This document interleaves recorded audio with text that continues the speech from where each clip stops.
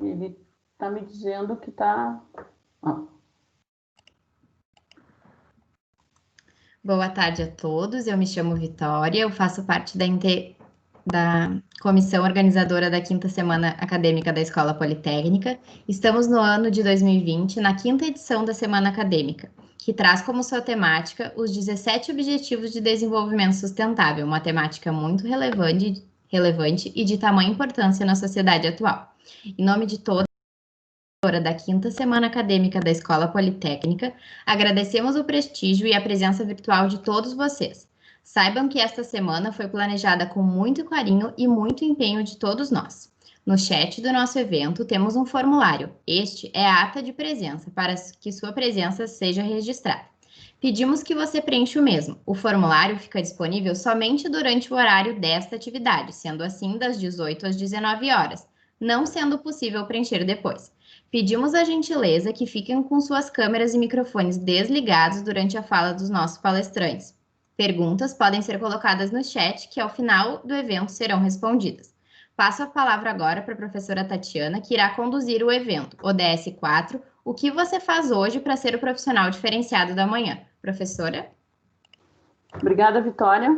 Obrigada pelo convite, né, por participar. E também obrigada por, enfim, pela confiança, né, depositada, né, de conduzir esse bate-papo. Então, a gente vai conversar hoje com o professor Gustavo Borba, com o Gilmar, justamente tentando trazer para vocês que estão aqui presentes e também para quem vai assistir isso depois, o que a gente pensa, né, o que a gente tem trabalhado, de que forma a gente tem trabalhado para fazer, né, para conseguir trazer um profissional diferenciado, né? E aí também desmistificar algumas questões de o que é um profissional diferenciado, né? Então, como é que a gente tem atuado isso enquanto universidade, enquanto mercado de trabalho? Gilmar vai trazer para a gente, né, uma visão mais voltada para o mercado. E a ideia é que a gente vá tendo realmente um bate-papo. Então, seria importante que vocês contribuam com questionamentos ali no chat, né? A gente vai estar acompanhando isso. E eu acho que nesse primeiro momento vou começar falando, né, então, de mim, quem eu sou, né, para quem não me conhece. Então, eu sou Tatiana, né, também conhecidíssima aí na Escola Politécnica pelos alunos como Prof. Tati. Então, atualmente eu estou coordenando os cursos de Engenharia de Materiais e Engenharia Biomédica, mas hoje, né, eu estou aqui em função de fazer parte de um projeto que o professor Gustavo Borba coordena, que é um projeto de modernização do ensino de graduação em engenharia. Esse é um projeto da CAPES e da Fulbright, né? Então, são as agências de financiamento brasileira e norte-americana, e esse é um projeto bastante audacioso, né? Ele vem junto com o Conselho Nacional de Educação, né? Então, a ABENG, né? A Associação Brasileira de Engenharia. Então, foi um projeto que foi muito bem pensado, um edital que foi aberto em 2018 ainda. Então, a gente estava na preparação ainda da graduação Pro, depois o Gustavo vai falar disso para a gente. E a gente entendeu que aquele era o momento da gente realmente participar desse projeto e trazer a visão da Unicinos para o Brasil como um todo, né? Então, tiveram várias e várias propostas que foram feitas, né, dentro desse edital. Foram mais de 200 propostas que foram colocadas.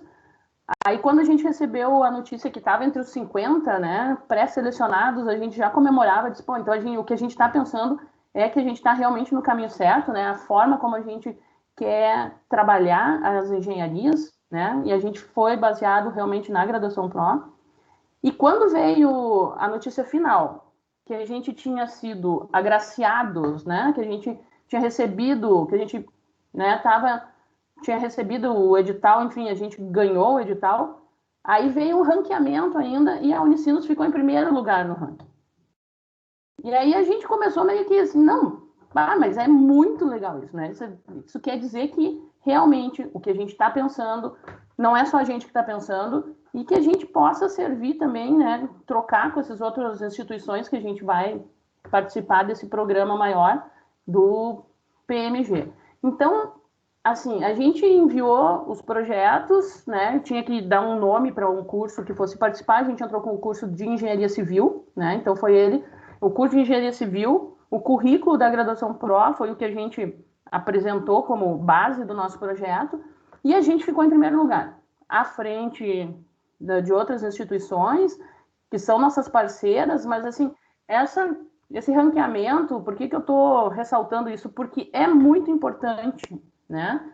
Porque às vezes o que acontece? A gente pensa, às vezes a gente se põe para baixo quando a gente está pensando, né? Então, isso veio para mostrar que sim, a gente é uma instituição, o que a gente sabe, uma instituição de qualidade, o que a gente vem fazendo, a gente vem desenvolvendo um ensino de qualidade, a entrega que a gente dá para os alunos, ou que a gente quer dar, realmente faz diferença. E aí foi muito legal, gente, porque daí o 2019 iniciou efetivamente o projeto. Então, é um projeto com uma duração de 8 anos, né? A ideia geral do projeto é que realmente se tenha um olhar para os currículos de engenharia, já com base nas novas diretrizes, né, que já estão aí sendo implementadas, né? Então, o CNE vem batendo muito forte nisso, mas é justamente assim, como que eu ensino engenharia? Né? Como é que eu posso modificar essa forma de ensinar e entregar um engenheiro com outras skills, né? Com outras habilidades, com outras competências, além daquelas competências técnicas, né? Porque isso foi uma coisa que a gente discutiu bastante, já discutia quando estava trabalhando na questão da própria graduação Pro, e isso a gente veio ver, né? À medida que o projeto começou, a gente veio ver que isso, todo mundo está pensando nisso, né? Porque hoje, quando chega lá no mercado de trabalho, a gente precisa trabalhar. Hoje não, né? Já faz tempo, mas a gente precisa trabalhar em equipe, a equipe é multidisciplinar, a gente precisa muito de empatia, porque eu vou trabalhar com pessoas. Então, isso é uma questão muito forte de como eu consigo trabalhar com pessoas, né? Foi-se o tempo que o pessoal achava, não, eu vou fazer engenharia e me desligo das pessoas, vou lá apertar botão. Não, gente, engenheiro não aperta botão, né? Tu é um gestor, tu tem que ter essa visão, né? Mas isso a gente não aprendia muito, né, na graduação. Então, tudo aprendia depois, caía no fogo cruzado. Então, esse projeto do PMG, ele vem com alguns pilares, né? Então, um dos pilares é a reformulação do currículo, né? Então, a maioria das instituições está trabalhando com isso. No nosso caso, que a gente já partiu de um currículo proposto, é justamente enxergar o que a gente fez dentro do currículo da Graduação Pro, se foi assertivo e poder, né, ter um olhar de otimização, se necessário for, né? Um outro pilar que a gente tem é da formação dos nossos professores de engenharia. Porque a gente é engenheiro e aí a gente vira da noite para o dia professor. Mas como é que eu faço isso, né? Então, isso é o que acontece, não é só nas engenharias, tá, gente? Em várias outras situações isso também acontece. Mas a gente vem com o projeto puxa muito isso, né? Então, a modernização passa pela formação dos professores. E quando passa pela formação dos professores, isso vai impactar diretamente lá na sala de aula, né? Assim como a gente foi impactado agora, nesse momento, né? Isso vai impactar diretamente lá na sala de aula e na forma como a gente vai conversar com o aluno, interagir com o aluno, a forma como a gente vai ensinar engenharia, né? Então, isso é uma coisa muito, muito importante. Um outro pilar que tem é justamente esse trabalho em rede. Então, um dos grandes ganhos que a gente vai ter, obviamente, é a formação da rede com essas instituições americanas, né? Que a gente já iniciou esse processo, mas eu acho que muito mais do que isso é a formação das redes da rede com as instituições brasileiras, porque a gente acaba sempre tendo que depois trabalhar com o colega que se formou lá na Bahia, né? Eu me formei aqui no Rio Grande do Sul, o cara de Goiás, e isso a gente está trabalhando muito, está vendo que são visões diferentes, né? A formação a formação técnica é sempre a mesma, né? Então, o que a gente parte do princípio dentro do projeto é isso. Tecnicamente, existe as diretrizes, né, da engenharia. Isso a gente não mexe. Agora, o que a gente pode formar de diferente dentro desse contexto dos alunos? E a questão de infraestrutura, né, que a gente também tem visto bastante, né? E dentro desse projeto foi previsto, então, a construção de uma sala, que é uma sala de trabalho colaborativo, né? Que está sendo construída ali, construída não, ela está sendo reformada ali nas engenharias, ali no prédio C. Para quem conhece, circula por ali, onde ficavam as mesas de desenho, né? Antes do... Entre o Rap Station e os laboratórios de metalurgia física, aquele espaço todo, ele está sendo todo reformado, todo remodelado, foi ampliado, enfim, para que a gente tenha esse espaço colaborativo da Escola Politécnica, né? Começou pela engenharia, porque o projeto vem pela engenharia, mas ele é da Escola Politécnica. E aquele é um local super nobre, né? Para quem conhece o campus de São Leopoldo, porque ele está rodeado por todos os laboratórios temáticos. Então, é como se esse local fosse um hub. Quando ele estiver pronto, vai ficar pronto agora em novembro. A gente espera que, no nosso retorno, né, no ano que vem, a gente consiga, então, ter esse acesso para todo mundo. E ele é um espaço aberto, né, onde a gente vai poder pensar novas metodologias de ensino, a gente vai poder experimentar e experienciar muita coisa dentro desse espaço. Então, vai ter espaço também para reprodução, enfim. A gente vai ter um mini espaço maker, porque a gente já tem os laboratórios que atendem isso, mas para o aluno também conseguir fazer, né, mais no seu dia a dia essa interação. Então, esse projeto a gente iniciou em 2019. Em 2019, a gente fez um mapeamento de possíveis instituições parceiras, né? A gente teve algumas missões nos Estados Unidos. A gente já teve, no início do ano, uma professora de lá que veio para cá, no pré-Covid, ali aos 48 do segundo tempo, né? Antes de fecharem os aeroportos. Foi muito importante. Ela participou da capacitação, do momento de capacitação docente que a gente tem da universidade. Então, ela falou para toda a universidade, todos os professores de todas as áreas, né? A gente tinha o espaço, foi em Porto Alegre, então a gente teve o teatro completamente lotado, foi transmitido pelo YouTube. Então, os participantes dos outros projetos, né, das outras instituições brasileiras tiveram acesso. Então, foi muito legal. Já foi um momento que a gente estava se preparando, né? Ninguém tinha visto o trailer, né, de 2020, mas a gente já estava meio que se preparando. Então, queria trazer isso, né, para fazer essa primeira fala, essa abertura, assim, sobre o projeto, porque a gente sabe que, às vezes, os projetos muito legais estão acontecendo na universidade e isso não chega, né, para todo mundo. Então, é um projeto importante, tem um impacto extremamente grande e é um projeto focado para os alunos, né, para que a gente tenha a formação dos nossos alunos com esse diferencial, que é para formar esse profissional diferenciado para o hoje já, né, não para o amanhã. Então, dito isso, né, convido o Gustavo para corroborar, né, para que eu não minta sozinha aqui, né, para fazer uma dobradinha, porque o Gustavo tem toda a experiência, então, do tempo que estava na direção da unidade de graduação e como foi que a Unicinos foi fazendo esse caminho como um todo. Muito legal, Tati. Então, agradeço também, queria agradecer a Vitória pelo convite também em nome dos alunos aí e a abertura que ela fez para nós e também a Tati aqui, Gilmar, para a gente estar podendo fazer esse debate. Tem 80 pessoas na sala, né? Então eu vou deixar o chat aberto do lado aqui.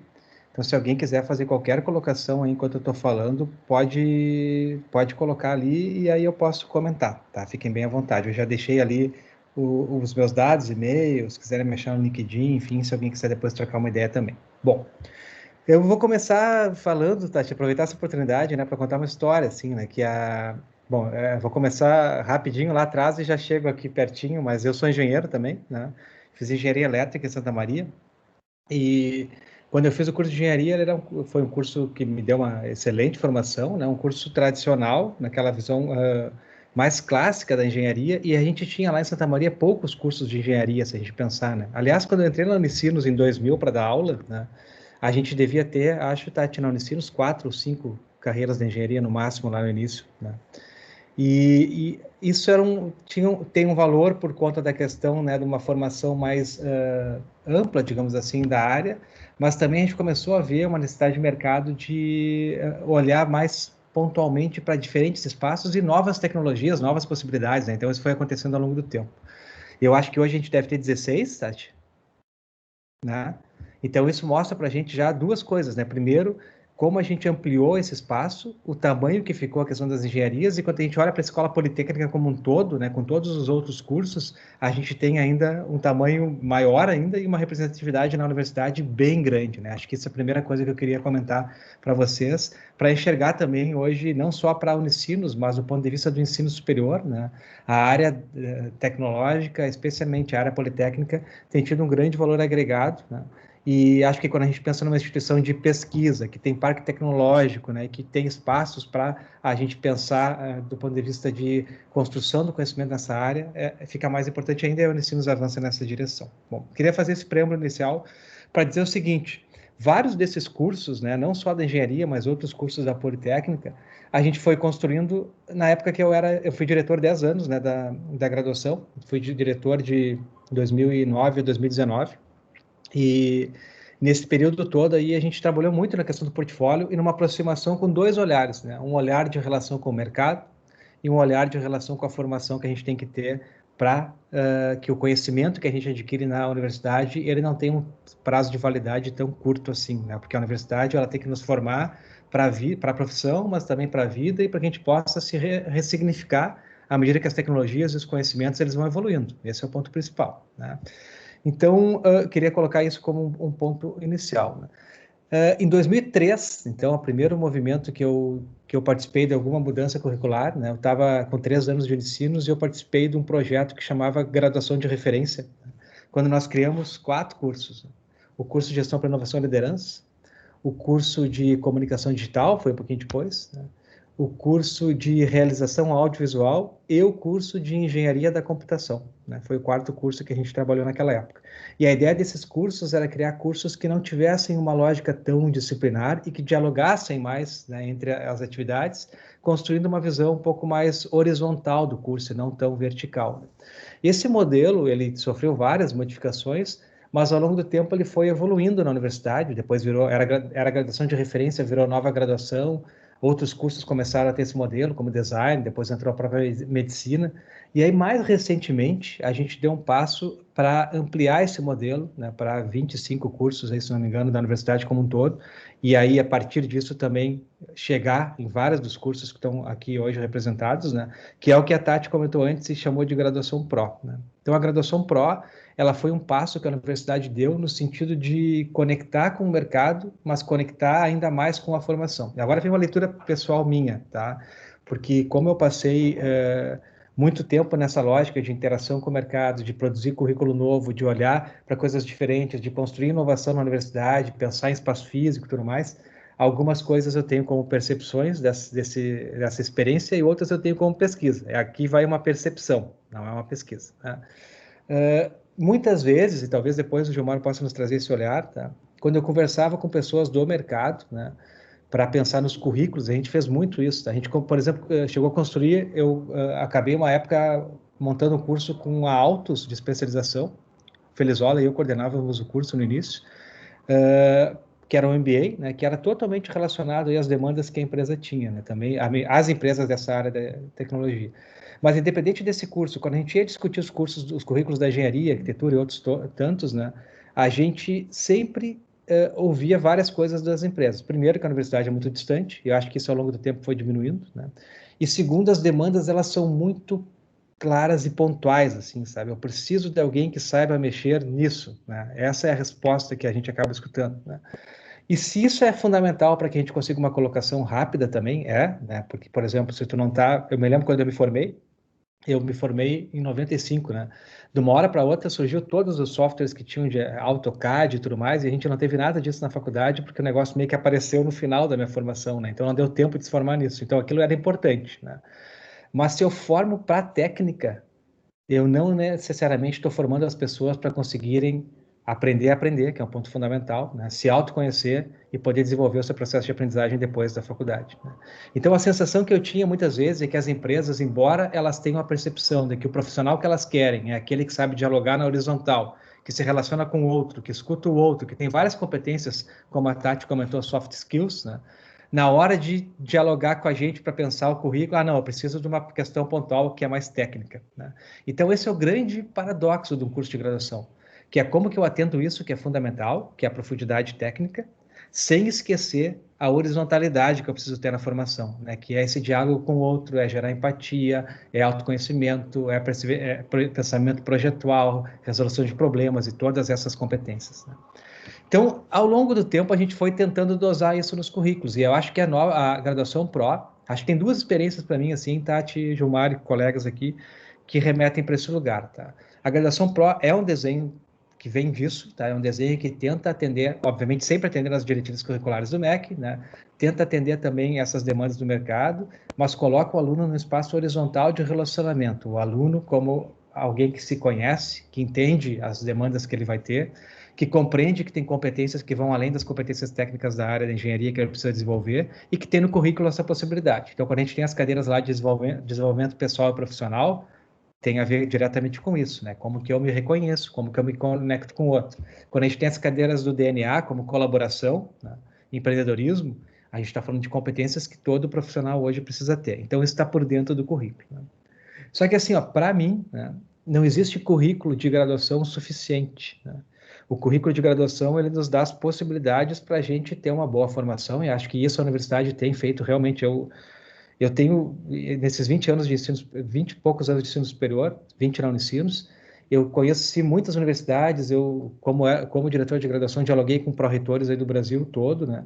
E acho que a experiência da universidade é uma experiência muito rica em termos de inovação, tá? Os currículos da universidade, eles são reconhecidos como inovadores, tá? Essa lógica da nova graduação foi reconhecida à época pelo Paulo Baroni, que era presidente do Conselho Nacional de Educação, como o currículo mais inovador na área de administração que a gente tinha no Brasil, né? Então, isso é forte, isso nos colocou numa vitrine e as pessoas começaram a olhar para os ensinos assim, né? As notas do IGC, CPC, o próprio ENAD acabam também refletindo isso, né? Mas o que eu quero comentar é que o currículo, ele é um recorte de uma área, né? Então, para mim, a grande sacada que a Unicinos deu, né? E que eu acho que a gente ainda não enxergou ela de uma maneira tão forte, nem nós professores, nem vocês alunos, nem, enfim, todo mundo, acho que ainda não viu isso na sua amplitude que pode ter, né?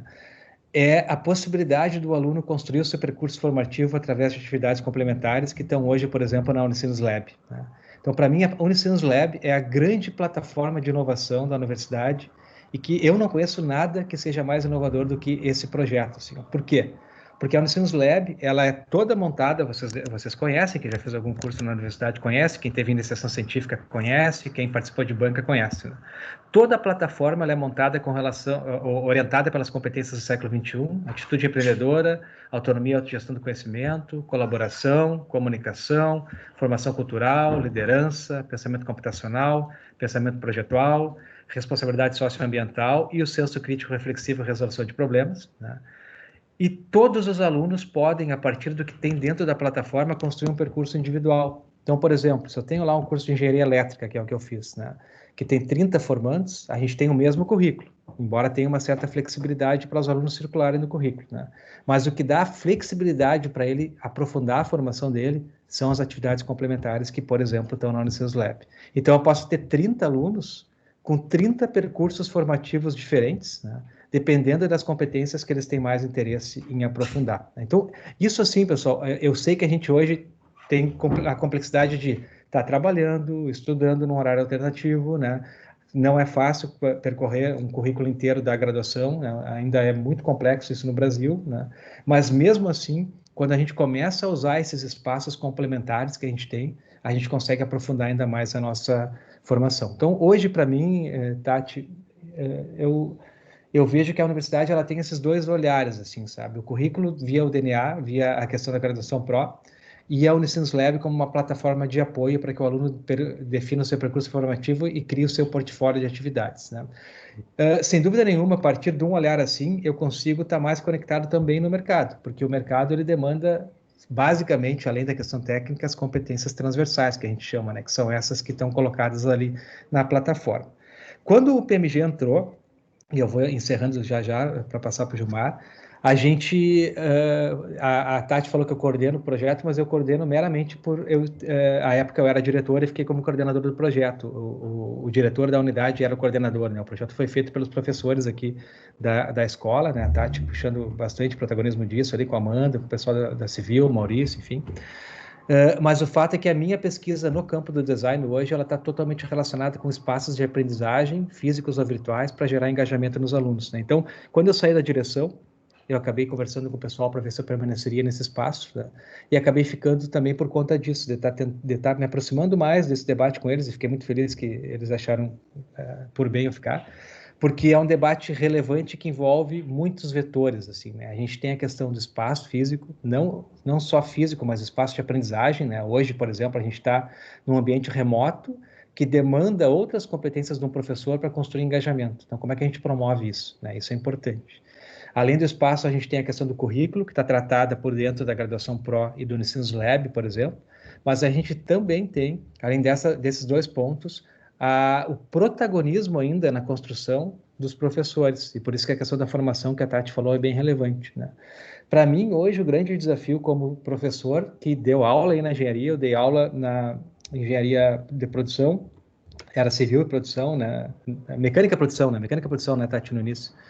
Era mecânica e produção, e tive, enfim, todos os professores da área de engenharia, fiz a graduação, mestrado, doutorado, tudo na engenharia, né? Para mim, a grande complexidade que tem em todas as áreas, como a Tati falou, mas na engenharia me parece que ela é um pouquinho mais forte ainda, é que como a gente tem uma formação bastante técnica, historicamente, acho que hoje mudou um pouco, a gente conhece muito a nossa atividade, mas muitas vezes a gente não conhece a didática e a pedagogia da sala de aula, né? Então, construir formação para apoiar os professores nesse sentido é fundamental, né? E eu acredito fortemente num processo de ensino-aprendizagem que promove um diálogo em sala de aula entre professores e alunos, né? Porque, na realidade, por mais que numa disciplina de cálculo eu tenha que aprender tecnicamente uma série de questões para poder, por exemplo, aprender a fazer uma integral, né? A construção coletiva desse momento, né, quando tu está dialogando com o aluno, ela é muito mais forte, né? Então, e especialmente nesse ano, acho que esse é um ano que a gente está experimentando a necessidade de ouvir mais os alunos, dar voz para os alunos, ver como é que eles estão para além da sala de aula, se conectar com eles no início e no final da aula, ter espaço para além da sala de aula, né?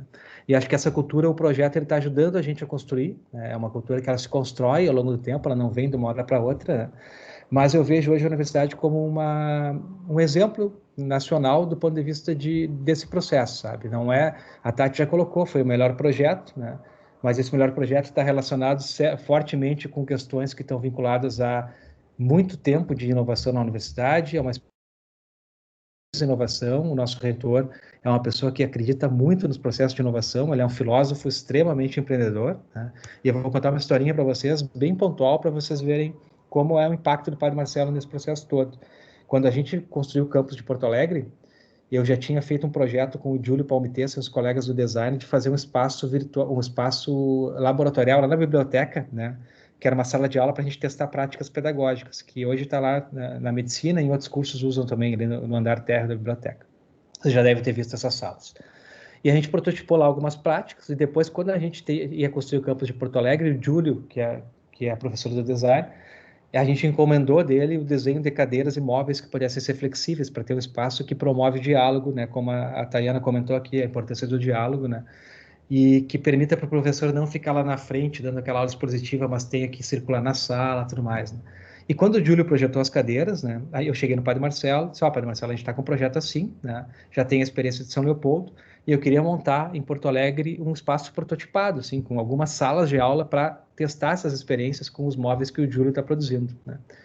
E aí o Padre Marcelo disse algo mais ou menos assim, né? Gustavo, vamos fazer todas as salas de aula em Porto Alegre assim, porque o campus de Porto Alegre pode funcionar como um protótipo para nós, para testar isso e também trazer para São Leopoldo, né?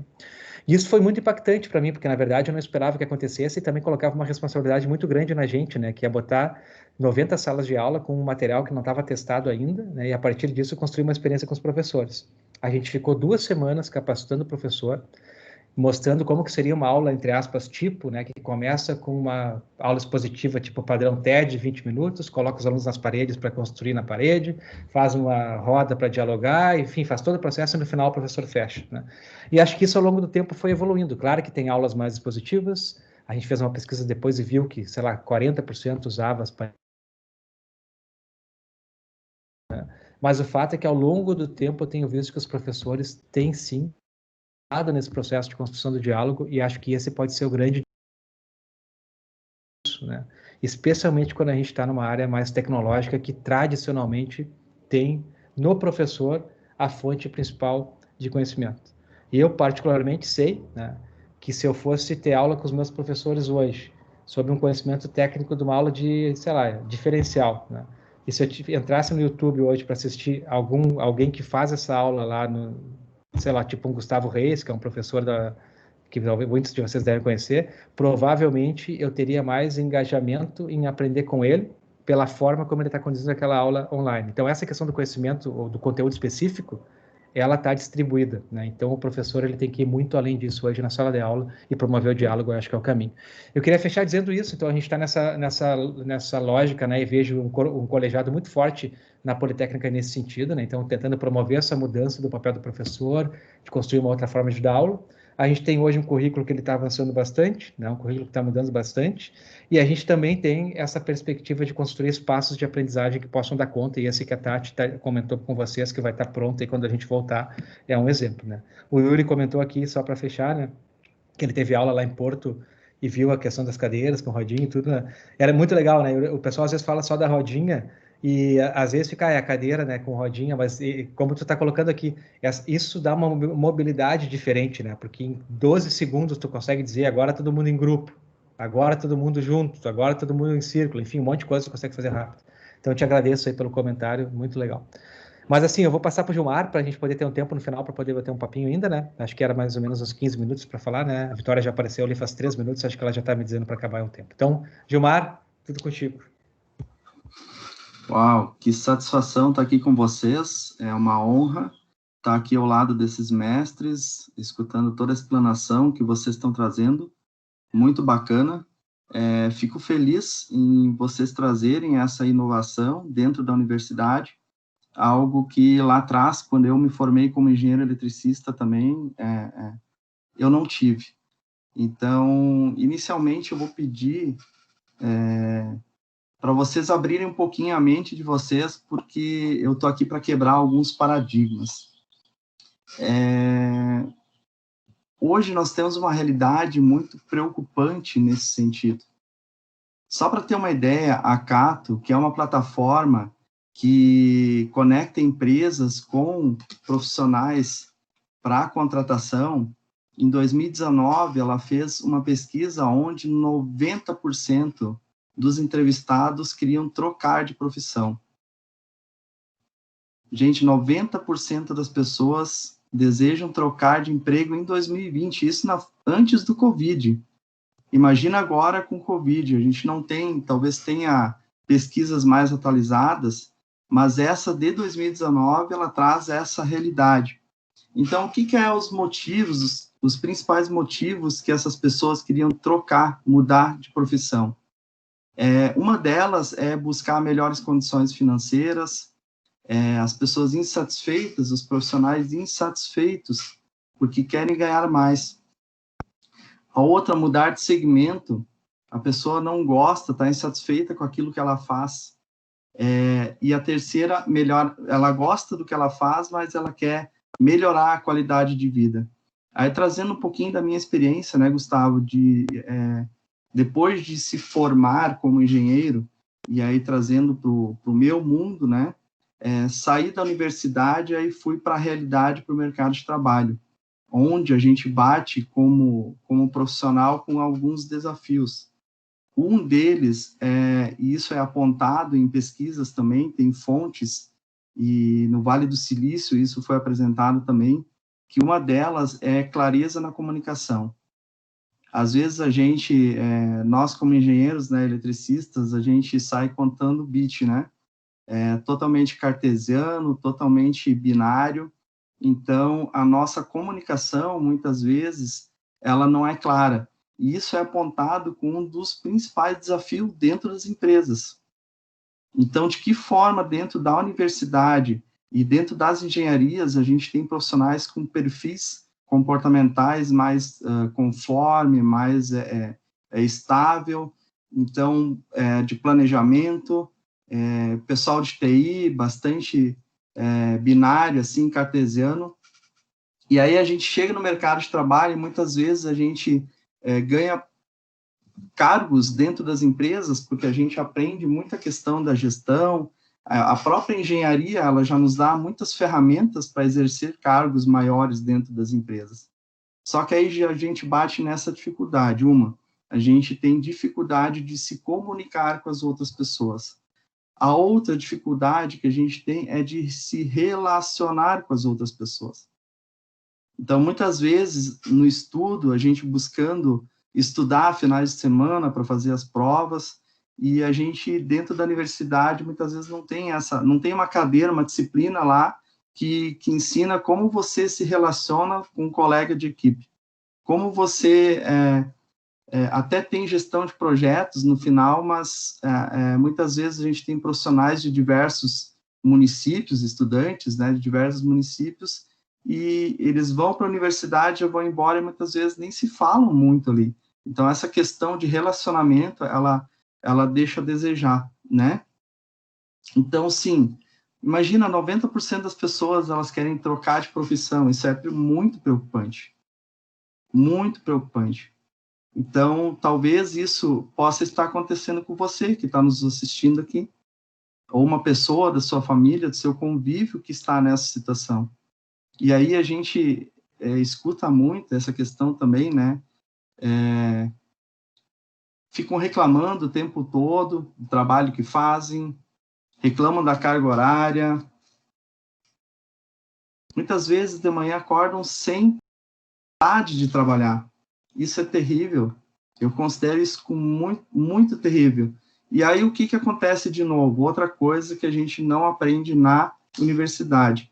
São 3 pilares que as gurias, agradeço a Vitória e a Gabriele por terem me convidado, e a gente já trabalhou, de certa forma, isso. 3 pilares: propósito, autoconhecimento e relacionamento. São 3 coisas que a gente, teoricamente, não aprende ou não aprendia dentro da universidade. Propósito, o que eu estou fazendo aqui? O que eu vim fazer? Qual é a minha missão aqui nesse mundo? Autoconhecimento, quem sou eu? E aí eu pergunto para quem está nos assistindo, quem é você? E muitas pessoas, quando eu atendo, né, me dizem, eu sou o Gilmar. Beleza, mas quem é você de fato, sinceramente? E relacionamentos. Então, o que a skill que eu trago, né, a principal, a gente tem várias, né, mas a principal eu trago a inteligência emocional, que é a gestão das emoções. Hoje nós verificamos muita inovação nesse sentido e as universidades estão de parabéns. Eu estou vendo disciplinas de inteligência emocional, gestão das emoções. Lá, quando eu me formei, não tinha. Não sei em Santa Maria, lá quando tu te formou, com a Nilza foi tua professora também? A Nilza Sampierre foi minha professora também, rapaz. O Amarildo.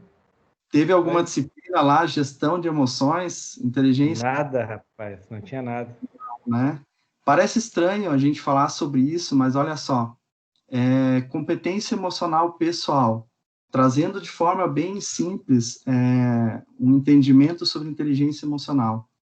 Competência emocional pessoal, a capacidade que eu tenho de me conectar comigo mesmo e usar o meu melhor, tirar o meu melhor, seja para a liderança, seja para a gestão, seja para as atividades em equipe, seja para o meu dia a dia. E a segunda é competência emocional social, a capacidade que eu tenho de me conectar com as outras pessoas, de me relacionar com as outras pessoas e tirar o melhor da coletividade. Muitas vezes a gente escuta, e na área de engenharia elétrica, hoje eu atuo numa equipe de manutenção, como responsável por uma equipe de manutenção, a gente escuta, eu trabalho sozinho, Gilmar. Como assim tu trabalha sozinho? E a tua equipe, como é que fica o resultado coletivo dessa equipe? Então, a inteligência emocional, no meu ponto de vista, é a skill mais importante, que seria, no meu ponto de vista, uma cadeira obrigatória de todas as universidades. Outra coisa, em relação ao autoconhecimento e relacionamento, é os profissionais entenderem do seu perfil comportamental. Por quê? Porque se contrata por currículo e demite por comportamento. É o que mais tem acontecido. Hoje, muitas empresas, você chega com um currículo extraordinário. E eu trabalho numa empresa que tem muitos pós-doutores, tem doutores, mestrando, profissionais com mestrado. Então, o que se faz hoje em empresas? Você chega com o currículo, provavelmente o proprietário ele pega o currículo e deita ele, e ele vai descobrir qual é teu caráter. Parece estranho, mas essa é a realidade. Por quê? Porque se entende que o caráter a gente muda. É possível mudar o caráter? Agora, talvez uma habilidade, uma hard skill, a empresa ela paga para o funcionário ir lá fazer o curso. Faz sentido, Gustavo? Agora, inteligência emocional, trazer essa questão da competência emocional pessoal, competência emocional social, isso já é algo que não é tão fácil de se trabalhar. Hoje se fala já em plasticidade neural, então hoje, corrigindo a minha comunicação, o simples fato de eu entender, lá em 2018, só para ter uma ideia, a pessoa chegou para mim e disse sobre isso, eu disse, cara, para com essas frescuras, não quero saber disso. E naquele mesmo ano de 2018, eu passei as maiores dificuldades dentro da empresa em relação a lidar com a equipe, ao trabalho em equipe, ao trabalho junto como um todo. Então, o primeiro passo, né, é essa questão de trabalhar a inteligência emocional, de fazer alguma disciplina, fazer um curso, seja de forma que conseguir para trabalhar a questão da inteligência emocional. Aprender a gerenciar as emoções. Muitos anos já, a maioria talvez conhece, já ouviu falar de Daniel Goleman, né? Todo mundo já ouviu falar. A pergunta é, todos aqui já leram esse livro? Pré-requisito para ter um desempenho melhor depois na empresa. E aí o terceiro passo é desenvolver os soft skills. Hoje se traz as 10 principais, né? Mas eu considero a inteligência emocional como sendo a fundamental, que deveria de ser visto como disciplina obrigatória dentro da universidade. Então, olha, por que inteligência emocional? Por causa da inovação, por causa da adaptabilidade, da flexibilidade. São as palavras-chave que hoje são um diferencial dentro de uma equipe. É você se adaptar à nova realidade. Quantas pessoas iniciaram quando começou o Covid e elas têm produtos extraordinários, só que não sequer sabiam que tinha que colocar na internet ou sequer sabiam que tinha essa possibilidade de trabalhar o mundo digital. Muitas pessoas hoje ainda pensam, vamos esperar voltar ao normal. E esse voltar ao normal, eu acredito que não exista mais. Então, a gente praticamente está vivendo aí 10 anos em questão de poucos meses, de tanta mudança que a gente está tendo aqui. E uma coisa é certa, tudo muda o tempo todo. A pergunta não é se você deve mudar. A pergunta é o que eu estou perdendo se eu ainda não mudei. Então, tempo curtinho, 10, 15 minutos, tentei trazer aqui um pouquinho da importância de trazer a parte da inteligência emocional, de desenvolver a inteligência emocional. Então, agradeço a oportunidade por estar aqui com vocês. Obrigada, Gilmar, pelas palavras, né? Enfim, pela forma como tu colocaste, né? Tudo que tu traz.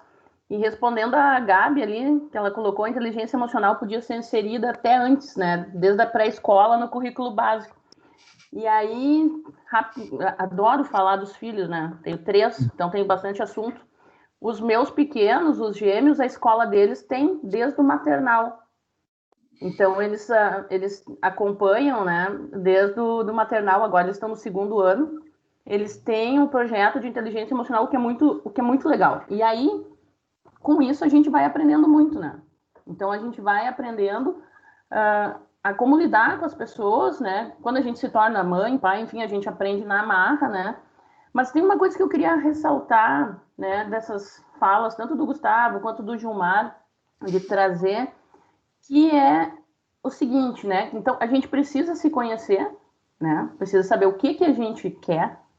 Mas isso é difícil lá com 16 anos, né? Saber o que eu quero efetivamente. Então, isso a gente precisa, enquanto universidade, né? Enquanto instituição que vai formar o pessoal, ter esse entendimento e flexibilizar isso, né?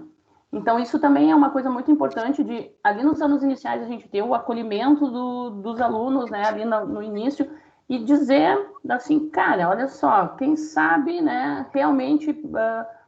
engenharia, né? A engenharia é assim, mas tu tem, sei lá, a gente tem 16 engenharias, né? Então tu pode permear e se achar que é psicologia, vai para psicologia, porque eu sou formada na Federal de Santa Maria também, não sei como nunca encontrei Gustavo pelo campus, né? Mas eu sou química de formação. Depois eu fui para engenharia, para mestrado e doutorado.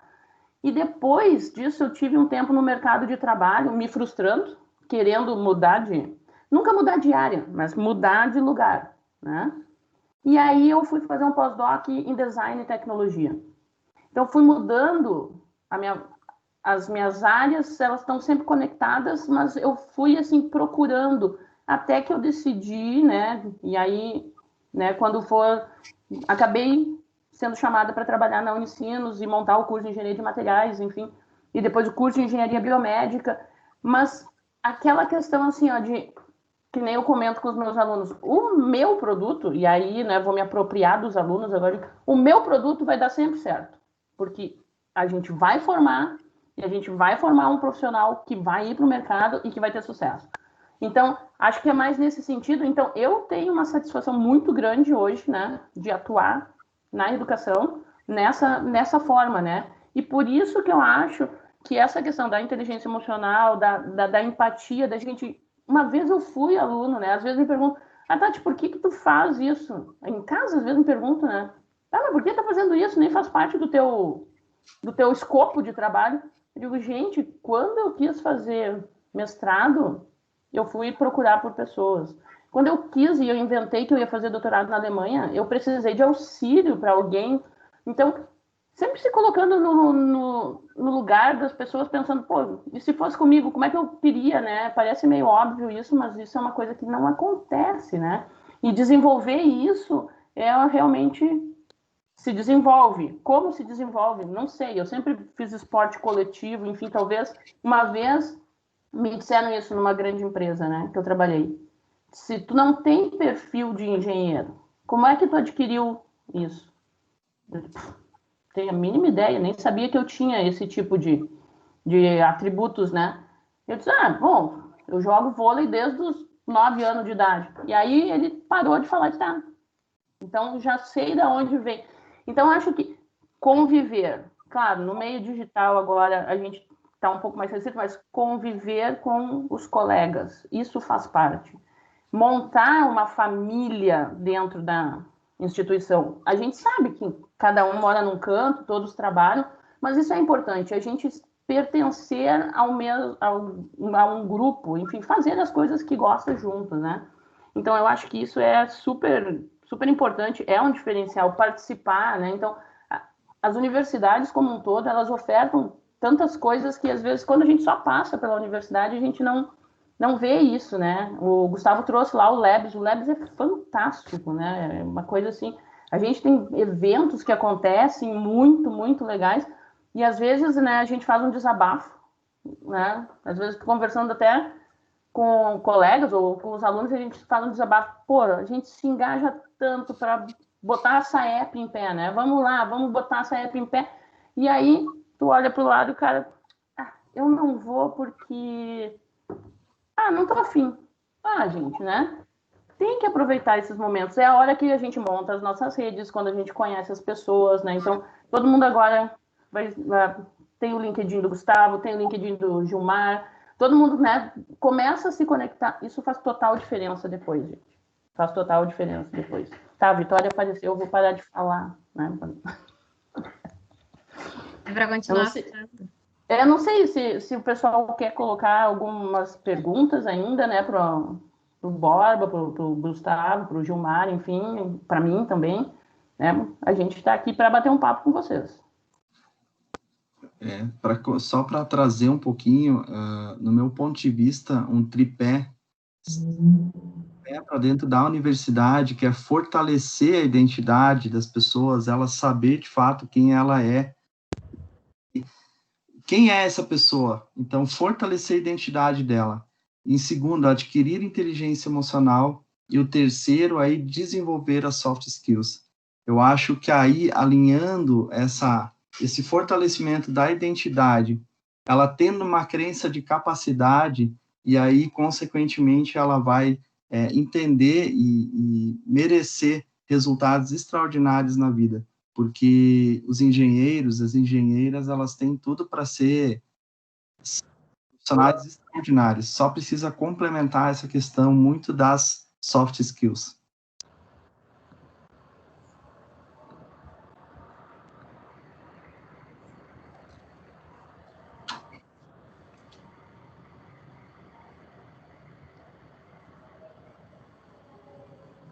Vitória, não sei se tu quer colocar alguma questão. Acho que a gente está com um pouquinho de tempo, né? Mas aí se alguém quiser colocar alguma questão, a gente tá fechado também.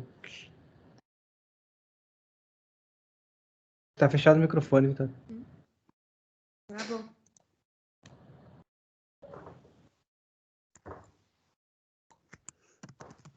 Vitória, eu acho que teu microfone está fechado.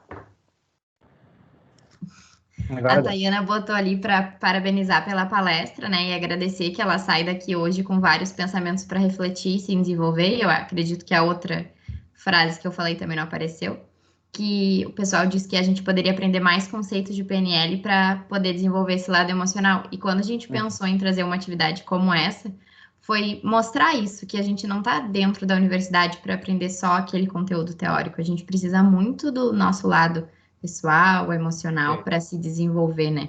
E estava conversando com a Tati esses dias que isso às vezes a gente não vê dentro da universidade e a gente vê um trabalho tão grande de alguns professores querendo nos mostrar isso e vamos lá, e a gente não vê de outros setores isso dentro da universidade e faz uma falta gigantesca isso, né? Então, eu acho o quanto isso é importante da gente desenvolver. Tem a Camila Vedana, tá com a mão levantada. Camila, pode falar, ligar teu microfone, tua câmera. Oi, boa tarde. Eu sou do curso de Engenharia Química. O Gilmar falou duas palavras que são excepcionais, são necessárias, que seria adaptabilidade e o que mais? Eu fiquei com essa dúvida. Flexibilidade. Ah, sim. Eu sabia que era algo muito interessante. Muito obrigada. É flexibilizar, não pensar sair do quadrado, sair da caixa, mas na flexibilizar, conhecer o seu perfil e eu sempre trago a frase, você quer ter razão ou quer ser feliz? Então, nesse sentido, da empatia, de escutar os outros. Isso. Sim. Muito obrigada. Eu queria comentar um negócio nessa linha aí, Gilmar, se der tempo, Vitória, que pode falar bem. Como eu vou falar do lugar que eu tô, que é como formado em engenharia, né? E acho que a gente, tá, assim, via na minha turma e tudo mais, o curso é difícil, sabe? Então a gente fica achando que a gente fez o curso mais difícil do planeta, tá? Só que todo curso é difícil na dimensão da dificuldade que entrega para cada pessoa, né? Então, assim, eu acho que um ponto principal é a gente trabalhar a vida inteira, sabe? Com a humildade de quem fez uma graduação, né? E vai dialogar com várias pessoas que fizeram, que não fizeram, né? Muitas pessoas que não fizeram, dependendo do trabalho que a gente for fazer na engenharia. E quanto mais a gente dialogar, ouvindo o outro, como o Gilmar comentou, tendo empatia, sabe? Se colocando no mesmo espaço, porque tem caminhos diferentes e tem conquistas distintas também, né? Eu acho que isso é o ponto principal para mim, que faz a maior diferença na formação, sabe? Eu acho que a gente conseguir compreender que, tá, dá até para falar em casa. Tirei hoje 8 numa prova, que 3 tiraram nota acima da média, que acontece às vezes, né? Daí o cara fica, bah, que legal. Mas, poxa, no final das contas, eu acho que a gente pode transformar muito mais e se a gente se deixa ser transformado também, né? Se a gente se coloca numa posição de que a gente, enfim, fez um curso diferente e tudo mais, a gente não dá espaço para essa transformação. Então, acho que essa, para mim, é a principal mensagem que eu aprendi na vida, né? Porque eu também achava, lá quando eu me precisa formei... buscar, né? A gente começou com 35 na minha turma, e a gente se formou em 7, né? Então, ficava, a gente, conseguiu, né? Enfim, uma coisa que eu acho que vale a pena pensar. O Tinha pessoal uma colocou lenda ali, de né? Maria, né? Engenharia elétrica e química industrial. Eram os cursos que menos formava a gente. Então, quem fazia os cursos se achavam, né? Literalmente, né? Entrava 30, formava 7, mesmo padrão, né? Yeah. Mas realmente é isso, né, gente? Eu acho que esses momentos que tem, e aí eu volto para o evento Magno de ontem, que eu achei fantástico a hora que a gente foi meditar. Todo mundo aqui medita, não acredito, né? Mas são coisas que traz, né? E para um evento focado para a área de engenharia, eu achei aquilo fantástico. Realmente, assim, ó. Quebrou, né? Quebrou todo mundo, né? Né? E eu acho que é isso, né, gente? Porque, acima de tudo, somos todas pessoas. E eu acho que é isso daí. E tem outra coisa que eu queria falar que eu esqueci. Eu sei que na engenharia é um pouquinho diferente, né? Mas assim, ó, no ensino superior, tá? A gente tem hoje perto de 56, 57% de mulheres. Tá? E essa é uma virada que vai acontecer em todas as áreas. Tá? Então a gente precisa também refletir sobre isso, né? Porque, poxa, aqui eu vejo também, agora eu tô vendo, deve ter um monte de guria ali, mas eu tô vendo na tela aqui, tem praticamente só gurias, né? E acho que isso é uma transformação legal, assim, sabe? É a gente compreender que os cursos todos são para homens, para mulheres, a gente tem olhares distintos, a gente tem complementaridades, a diversidade ela agrega valor, e acho que isso é muito legal, sabe? Na minha turma não tinha guria, sabe? E é quase absurdo pensar nisso hoje, né? Um negócio de fazer uma... Imagina quanto eu não aprendi por não ter uma colega. Então, eu acho que hoje a gente tem uma mudança significativa no ensino superior, mas eu não sei ainda se as universidades estão se dando conta como tem que se dar disso. Sabe? Acho que esse é um ponto muito legal para importante pensar, isso, né? né? Um colega colocou ali que ele sente falta dessa parte na empresa, um outro colocou que sente falta disso um pouco dentro da engenharia, né? E daí vem o Gilmar dizendo que sim, a gente pode ser o que a gente quiser, engenheiro formado e trabalha hoje na parte de gestão de pessoas. Então, assim, não é porque a gente é engenheiro que a gente não pode buscar essa área, a gente precisa se desenvolver em todas as áreas, porque mesmo hoje tu vai ver o mercado não te pede somente a tua formação técnica. A gente estava olhando esses dias uma vaga de estágio, pedia para te descrever uma série, coisas que tu faz na tua vida pessoal, não a tua capacidade técnica que tu aprendeu da faculdade, né? Eu trago uma análise final para a turma, um desafio para a turma aí. Isso vem lá da nossa infância, dos nossos pais, principalmente relacionado com as nossas crenças, que são formadas lá principalmente do 0 aos 12 anos. E muito disso vem do ter um diploma de engenheiro, ter um trabalho, um emprego que pague bem, ter o trabalho dos sonhos. Aí a pergunta que eu faço e eu trouxe antes isso em relação ao fortalecimento da identidade. E aí, para refletir um pouco, eu estou querendo ter um diploma, ter um curso, ou eu quero me tornar um engenheiro, uma engenheira de sucesso? Ser lá na identidade, ter brilho no olho, de se tornar um profissional de sucesso. E o desafio que fica para você, pensar em casa um pouco, 10 motivos que você merece ter sucesso na sua vida. 10. Esse é o desafio que eu deixo para você, e também análise se isso que você está fazendo está relacionado a ser um profissional de sucesso, ser uma pessoa de sucesso, ou é apenas em ter um currículo, inteiro. Então, essa fica a reflexão para hoje. E a participação. Eu quero aproveitar e fazer um comentário aqui. Quando eu e a Vitória idealizamos este evento, nós somos apaixonadas pelo tema, né? Nós sempre buscamos muito conhecimento nessa área e a gente estava com a expectativa de quantas pessoas estariam aqui. Será que as pessoas também estão vendo isso que a gente está vendo, né? A gente fica um pouco reflexivo, porque muitas vezes na sala de aula as pessoas têm uma certa barreira em relação a isso. E hoje a gente ultrapassou aqui na sala mais de 80 pessoas, todos elogiando. Então, essa busca constante, ela está fazendo cada vez mais sentido. E, nossa, a gente não podia ter escolhido palestrantes melhores. Foi maravilhoso. Quero agradecer todos vocês, né? E, inclusive, assim, a Tati falou muito sobre a abertura e o acolhimento dos professores, né? O quanto isso é importante. E a gente é um exemplo, né, Tati? Eu nunca tive aula contigo e, mesmo assim, a gente é super próxima. Tu sempre foi super parceira dos nossos projetos. Então, isso é maravilhoso. É poder contar com os professores mesmo fora da sala de aula, né? Muito obrigada. Valeu, obrigado, cara. Muito Valeu, obrigado, gente. Obrigada. Obrigada, a gente agradece muito a presença de todos vocês e por terem aceitado o convite. A gente tem semana acadêmica até amanhã, então fica aqui o agradecimento em nome de todo mundo por vocês terem aceitado.